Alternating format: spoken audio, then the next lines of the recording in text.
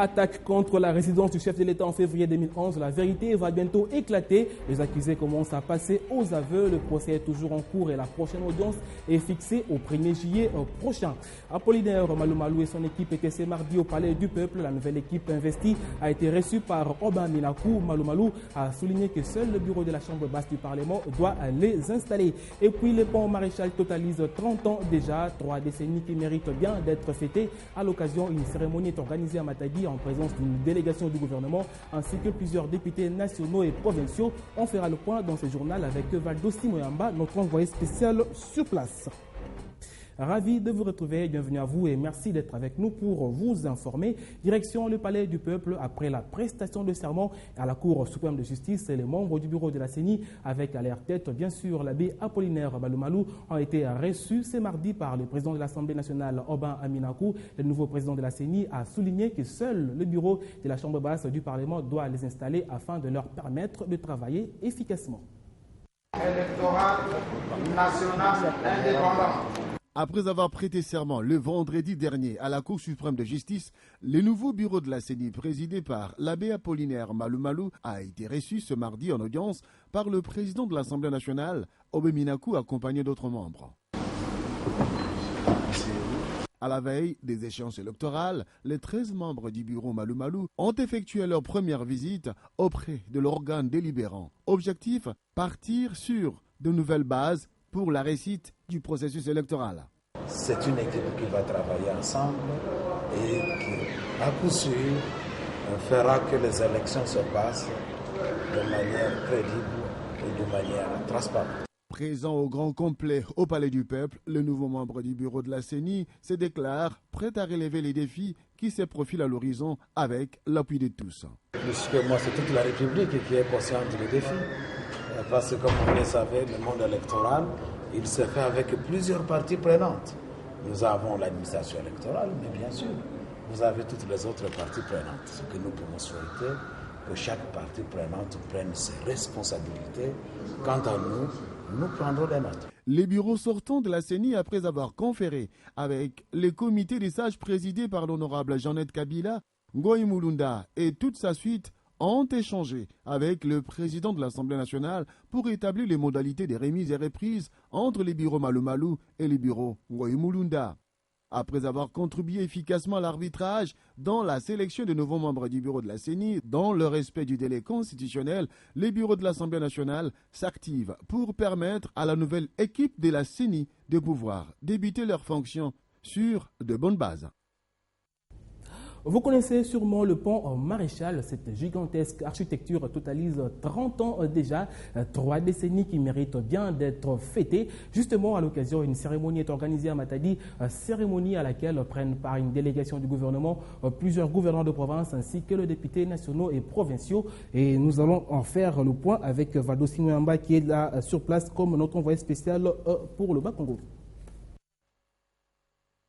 C'est au parc mémorial, dans l'autre partie du pont Maréchal, qu'a eu lieu la cérémonie commémorative des 30 ans d'existence de ce qui est considéré aujourd'hui comme un des plus grands ponts suspendus en Afrique. Nous sommes pourtant à Matadi, dans le Bas-Congo, des circuits en République démocratique du Congo. C'est 30 ans d'existence, et ça s'est fait et de la bonne manière avec l'Organisation pour l'équipement de Banana Kinshasa, OEBK en sigle, entreprise qui gère les ponts Maréchal, avec son directeur général, Modero Timba, qui ont tout mis en œuvre pour que cette cérémonie connaisse un succès. Et ce qui a été le cas avec la présence de l'autorité provinciale, Jacques Mbadou, les députés nationaux et provinciaux, cadres et agents de l'EBK, ainsi que des représentants du ministère des Transports pour la partie RDC.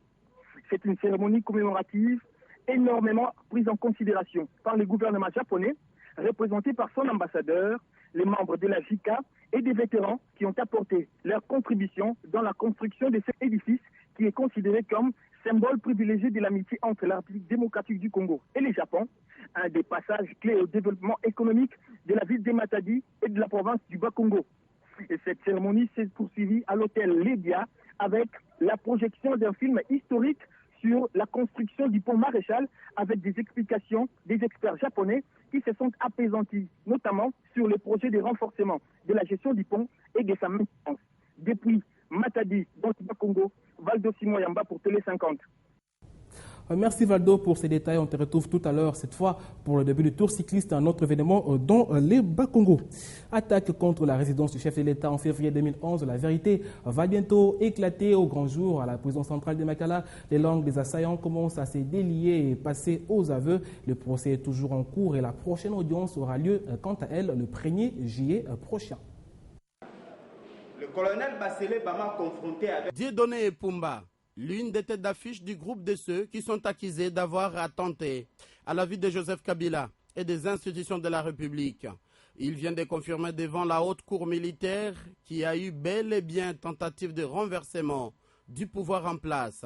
À la même occasion, les sous-lieutenants Epumba nie son appartenance à un quelconque mouvement insurrectionnel. Le ministère public a chargé Epumba notamment d'avoir participé à un mouvement insurrectionnel qui avait attaqué la résidence du chef de l'État, d'avoir occupé la base logistique centrale et d'avoir violé les consignes militaires en RDC. Ici de rappeler qu'à cette audience, la Cour avait également suivi les requêtes des conseils des avocats de quelques accusés sur la demande de liberté provisoire de certains de leurs clients.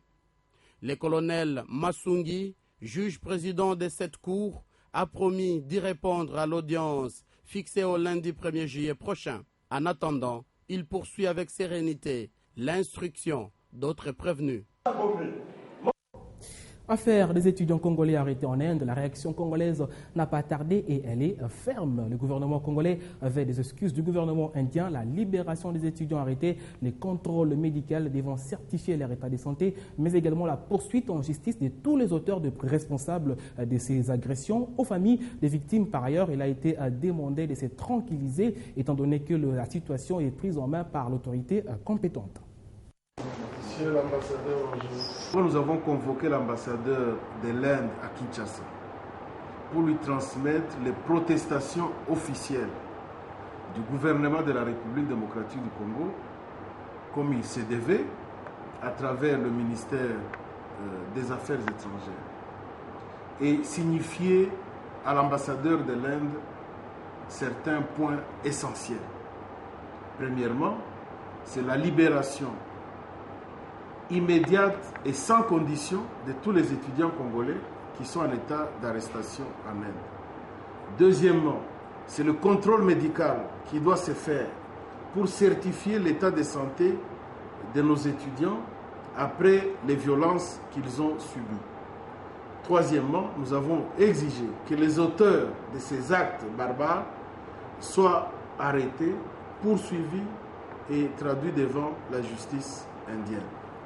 Et nous avons également demandé que des dédommagements soient formulés et après appréciation pour que les enfants puissent retrouver notamment les biens qu'ils ont perdus et que les soins qu'ils doivent suivre soient couverts par une assurance de l'État indien.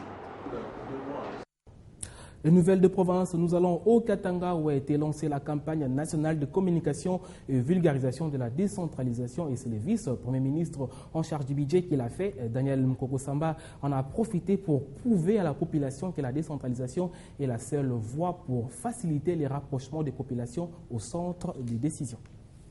Il était important qu'au niveau du comité de pilotage, le premier d'entre nous, c'est-à-dire le vice-premier ministre, ministre du budget, nous réunissent pour échanger sur les programmes de déploiement de membres du gouvernement en province et qui sont chargés de faire le lancement de la campagne de sensibilisation sur la décentralisation. C'est à cette réunion que cette option a été levée et voilà que quelques semaines après, comme les autres ministres, Daniel Mukoko a lui aussi quitté ses bureaux pour jouer un rôle de communicateur auprès de la population de cette partie du pays.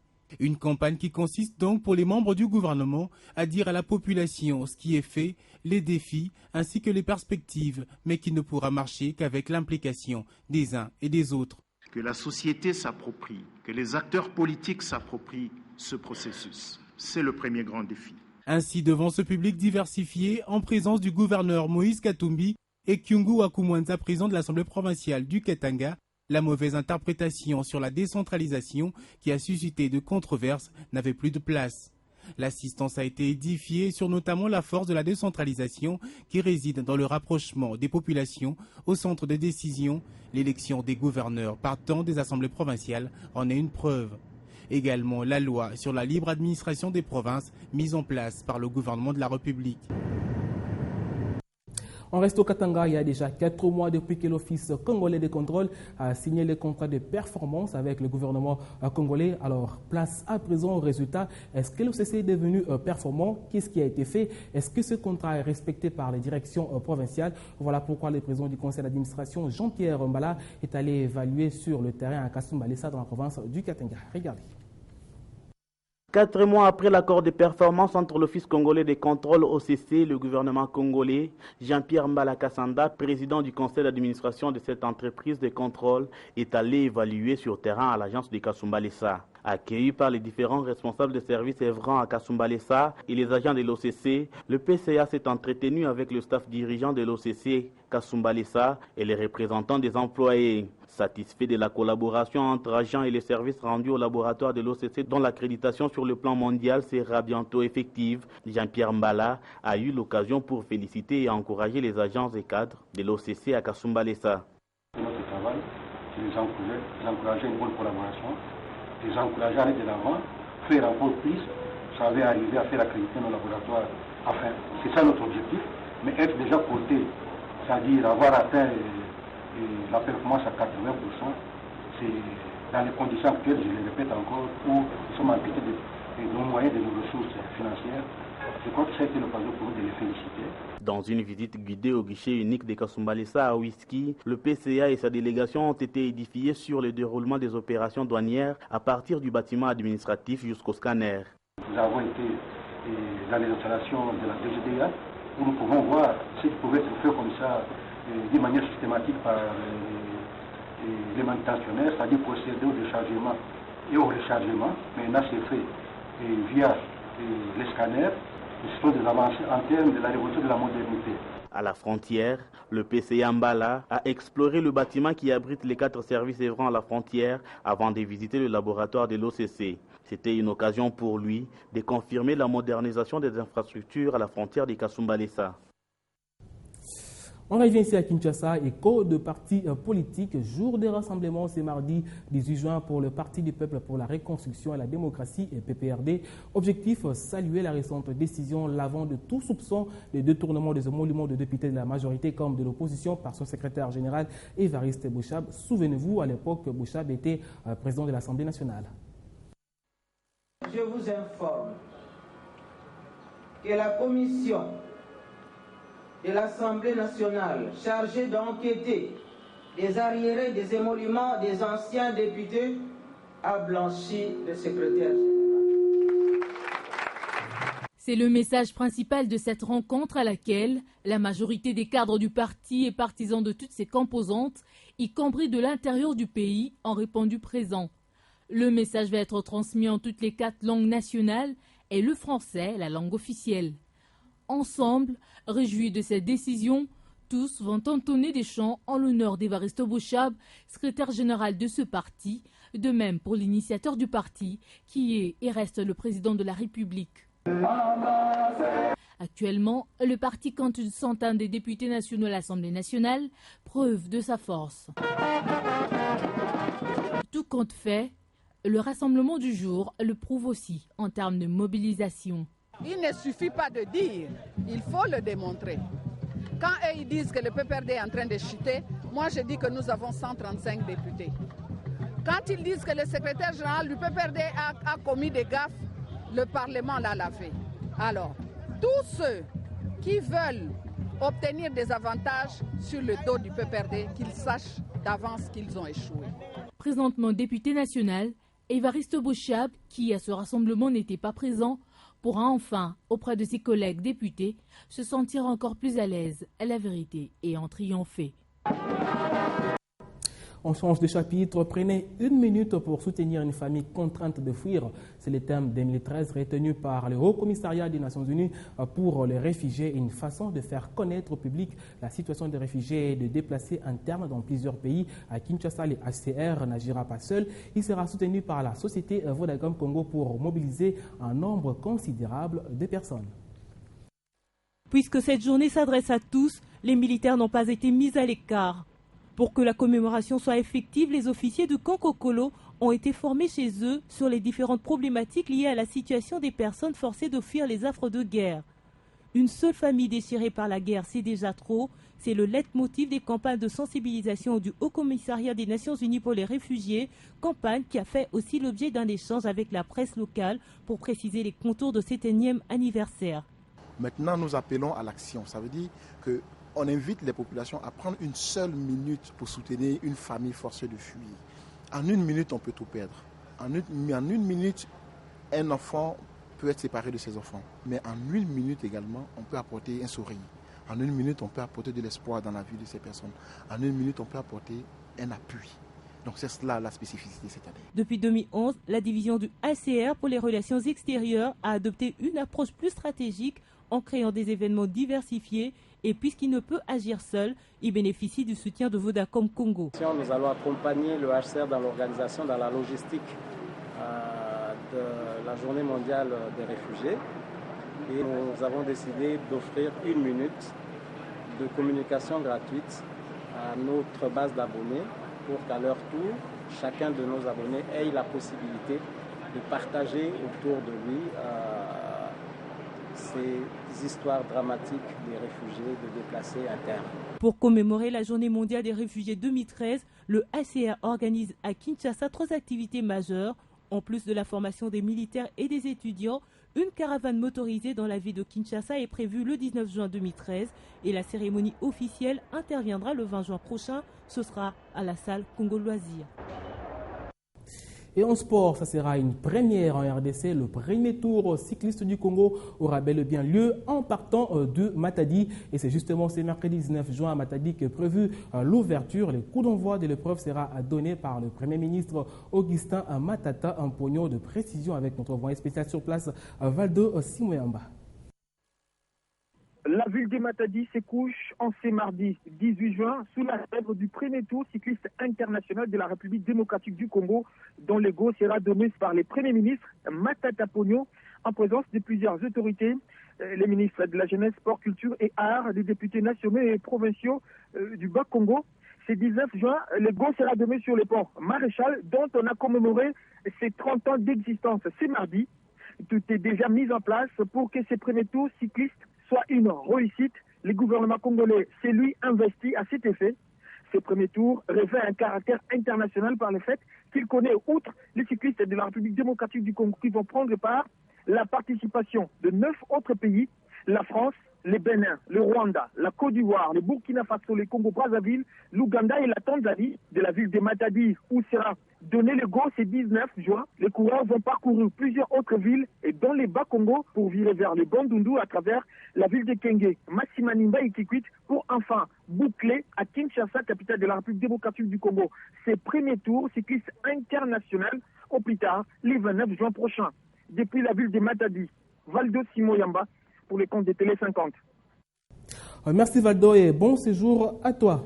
Et voilà tout pour ce journal. Merci de votre attention. Juste après, c'est la revue de presse. À tout de suite.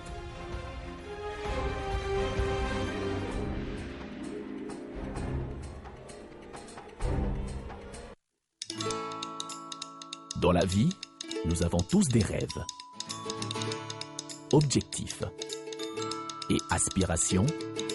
Vos projets d'avenir ainsi que ceux qui vous sont chers dépendent des choix que vous effectuez aujourd'hui.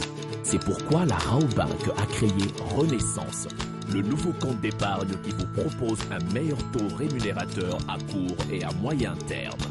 Ainsi, vous pourrez suivre l'évolution des intérêts générés par votre épargne et assurer un avenir meilleur à vos projets les plus chers. Raobank is my bank.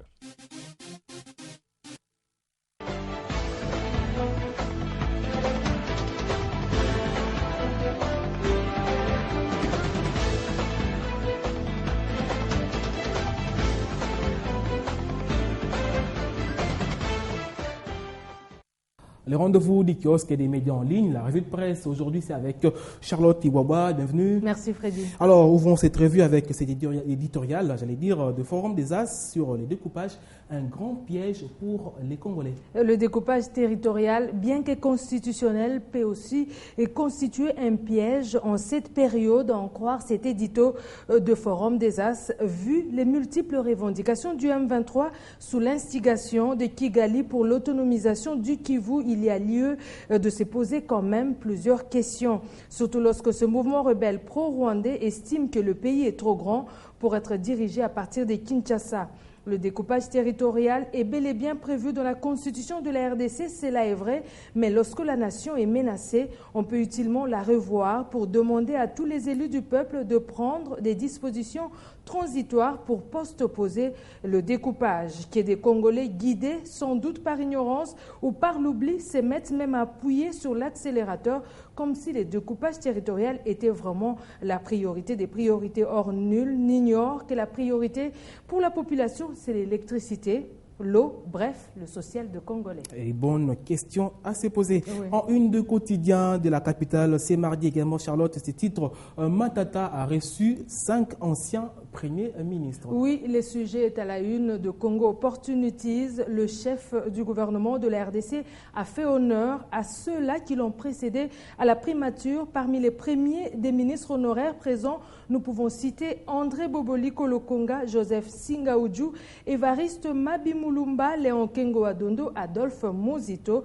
Pour le Premier ministre congolais, la rencontre est pleine de symbolique car il compte sur l'expérience, la sagesse, la science accumulée grâce à l'exercice antérieur de lourdes fonctions qui pourront l'aider à faire aussi, sinon mieux, pour le mieux-être de nos concitoyens, a-t-il précisé. Appelant ses hôtes de marque à accompagner la marche du pays vers le développement, le chef du gouvernement leur a partagé la vision du président Kabila. L'observateur qui aborde le même sujet semble en tout cas regretter l'absence du patriarche Antoine Gizenga, du Palou, du président de l'UDPS Etienne Tshisekedi et du professeur Lunda Bouloulou, eux aussi anciens premiers encore en vie.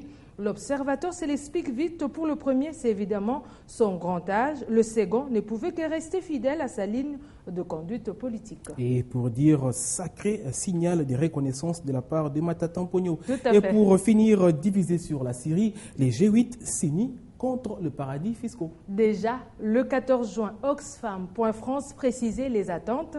Évasion fiscale, commerce transatlantique, Syrie, aide au développement, accaparement des terres et sécurité alimentaire, terrorisme. Mais pour répondre à ces défis, le G8 ne doit plus se positionner en donneur de leçons face au monde et défendre ses seuls intérêts. Il doit apprendre à balayer devant sa propre porte.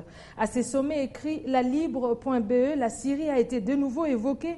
Les dirigeants du G8 ont affirmé leur volonté de poursuivre le projet de conférence de paix sur la Syrie en dépit des profondes divergences affichées entre Occidentaux et Russes au premier jour de leur sommet en Irlande du Nord. Poutine, dont le pays est un allié indéfectible du régime de Damas, n'a pas été en reste en mettant en garde les Occidentaux contre toute velléité d'armer les rebelles syriens. Si les Européens livrent des armes, l'arrière-cour de l'Europe deviendra un terrain pour le terrorisme et l'Europe en paiera le prix, a-t-il menacé. G8 toujours, Remiu.com révèle que plusieurs chefs d'État africains ont été conviés à participer au déjeuner aujourd'hui, 18 juin. Durant le week-end, David Cameron avait déjà convoqué une réunion informelle avec ses dirigeants sur le thème de la transparence. Les pays africains qui souhaitaient ne pas être laissés de côté ont été servis car beaucoup de multinationales exploitent les ressources naturelles du continent mais payent pourtant peu d'impôts sur place. Malheureusement, les Africains passent toujours en dernier. D'abord les Blancs et puis les Africains. C'est ça. C'était votre revue de presse et merci Charlotte Iwaba. Merci à vous aussi. Fin de cette revue, retrouvez la suite de l'info sur télé50.com. À très bientôt.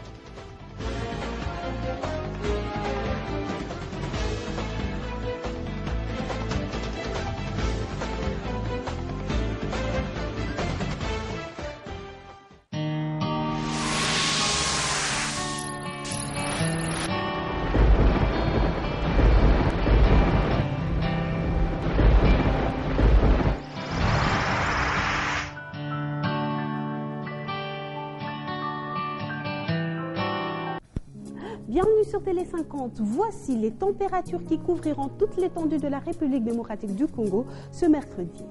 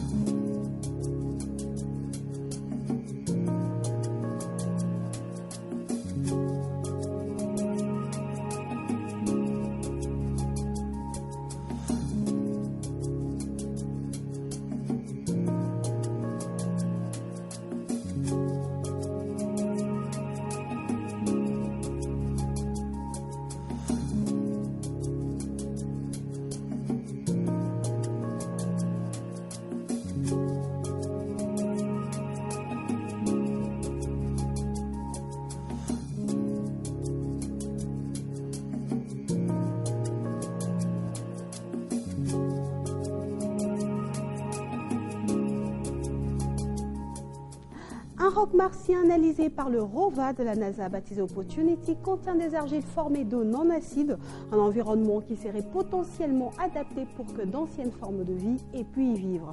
Opportunity, ce ROVA fonctionnant à l'énergie solaire, a atterri sur Mars en janvier 2004 pour ce qui devait être une mission de 90 jours pour chercher des signes de vie sur Mars.